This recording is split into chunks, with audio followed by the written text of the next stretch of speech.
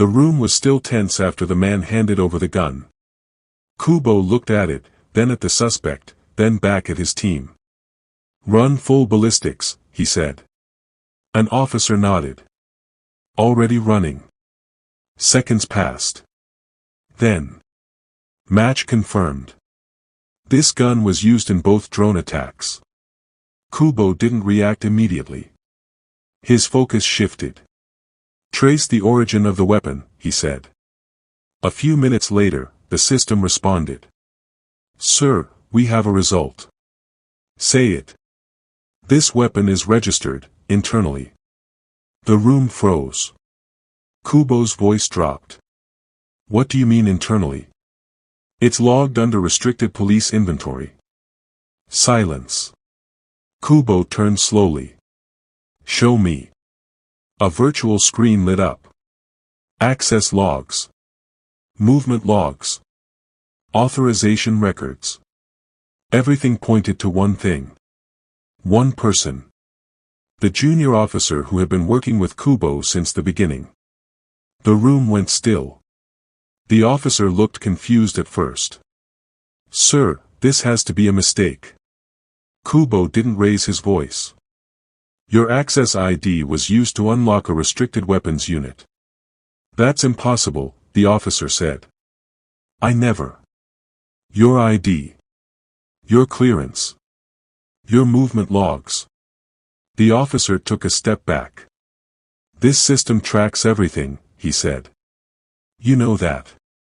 If I did this, why would I use my own ID?" Kubo answered immediately. "Because you knew the system would trust it." No one moved. Kubo stepped closer. "You weren't hiding from the system," he said. "You were operating inside what it considers normal." The officer's expression changed. Not panic. Not fear. Acceptance. He exhaled slowly. "You finally see it," he said. The room tightened. Kubo didn't look away. "Why?" The officer spoke calmly. "This city doesn't prevent crime. It controls people. You track foreigners. You track movement. You track behavior. Every variable is monitored." He gestured toward the screens. "But the system decides what matters." Kubo's tone sharpened. "And you decided to test it?" The officer nodded slightly. "I wanted to see what happens when the threat comes from inside the system." "Police drones," Kubo said. "They are symbols," the officer replied. "Control. Surveillance.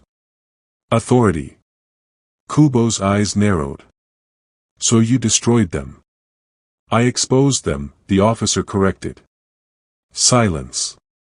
Kubo asked, "And the suspects?" The officer replied.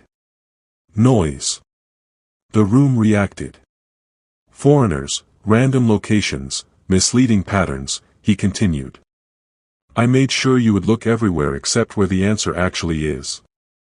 Kubo understood. "You controlled the investigation." The officer gave a faint nod. Kubo looked at him for a long second. Then said, "Take him in." Officers moved in and restrained him. He didn't resist.